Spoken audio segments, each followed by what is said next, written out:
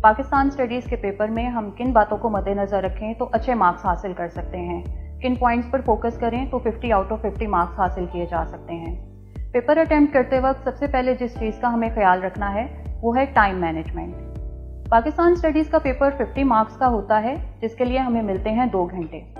तो हमने सबसे पहले ये देखना है कि हमने पेपर के किस हिस्से को और किस सवाल को कितना टाइम देना है। सबसे पहले हमारे पास आ जाता है ऑब्जेक्टिव टाइप पेपर, जिसमें 10 MCQs शामिल होते हैं, जिसके लिए हमें दिए जाते हैं 15 मिनट्स। इसको हमने गिवन टाइम में ही सॉल्व करना होता है। अब हम आ जाते हैं सब्जेक्टिव टाइप पेपर की तरफ। इसमें शॉर्ट क्वेश्चंस और लॉन्ग क्वेश्चंस शामिल होते हैं। दरअसल स्टूडेंट्स, पेपर के इस हिस्से में आपने टाइम को अच्छे तरीके से मैनेज करना है। शॉर्ट क्वेश्चन के हवाले से बात करें तो 2 हिस्सों में शॉर्ट क्वेश्चंस आते हैं। 9 में से 6 सवाल आपने अटेम्प्ट करने होते हैं, यानी कि आपने टोटल 12 शॉर्ट क्वेश्चंस अटेम्प्ट करने होते हैं। पेपर के इस हिस्से को आपने 35 से 40 मिनट में हल करना है। अगर आप एक सवाल को 3 मिनट भी देते हैं तो आप बआसानी पेपर के इस हिस्से को 35 से 40 मिनट में हल कर सकते हैं। अब बात करते हैं लॉन्ग क्वेश्चन की। तो 2 लॉन्ग क्वेश्चन अटेम्प्ट करने होते हैं। अगर आप 25-25 मिनट का टारगेट भी रखें तो आप 50 मिनट में बआसानी लॉन्ग क्वेश्चन को अच्छे तरीके से अटेम्प्ट कर सकते हैं। अब अगर हम पूरे पेपर के टाइम का हिसाब लगाएं तो अभी भी आपके पास 15 से 20 मिनट जो हैं वो बच जाते हैं।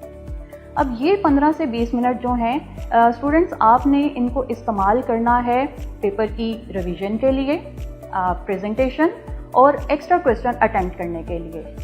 स्टूडेंट्स, एक्स्ट्रा क्वेश्चन ज़रूर अटेम्प्ट करें, क्योंकि हो सकता है कि आपने पेपर में स्टार्ट में जो क्वेश्चन किया है वो गलत हो जाए और आपने जो एक्स्ट्रा क्वेश्चन अटेम्प्ट किया है अगर वो दुरुस्त है तो आपको उसके मार्क्स मिल जाएंगे। अगला पॉइंट जिसका आपने ख़ास ख्याल रखना है वो है क्वालिटी ऑफ कंटेंट। इससे मुराद ये है कि आप सवाल का जो जवाब लिख रहे हैं वो मेयारी होना चाहिए, जिसमें सबसे पहले तो ये चीज़ ज़रूरी है कि आप सवाल को पढ़कर अच्छी तरह समझें कि आपसे पूछा क्या गया है और फिर आप उसका जवाब लिखें। एक और गलती स्टूडेंट्स पेपर में ये करते हैं कि पेपर में कुछ सवाल ऐसे होते हैं जिसका जवाब स्टूडेंट्स सिर्फ पॉइंट्स या हेडिंग्स की सूरत में लिख देते हैं। इन पॉइंट्स या हेडिंग्स में कोई इन्फॉर्मेशन नहीं होती है, सवाल का जवाब नहीं होता है। मसलन अगर हम सवाल देखें कि 1973 के आइन की 2 इस्लामी दिफात तहरीर करें तो इसमें स्टूडेंट सिर्फ हेडिंग्स की सूरत में इसका जवाब दे देते हैं कि मुल्क का नाम और सरकारी मज़हब। अब इन दोनों हेडिंग्स में कोई इन्फॉर्मेशन नहीं है, सवाल का जवाब मौजूद नहीं है।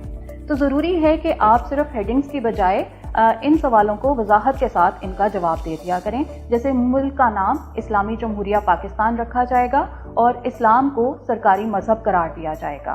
पाकिस्तान स्टडीज़ के हवाले से स्टूडेंट एक और गलती ये करते हैं कि वो समझते हैं कि Pakistan study is all about dates, और ऐसे सवालात जिनमें उनसे तारीख पूछी भी नहीं जाती है और लिखना ज़रूरी भी नहीं होती है उसमें भी वो डेट्स लिखना ज़रूरी समझते हैं।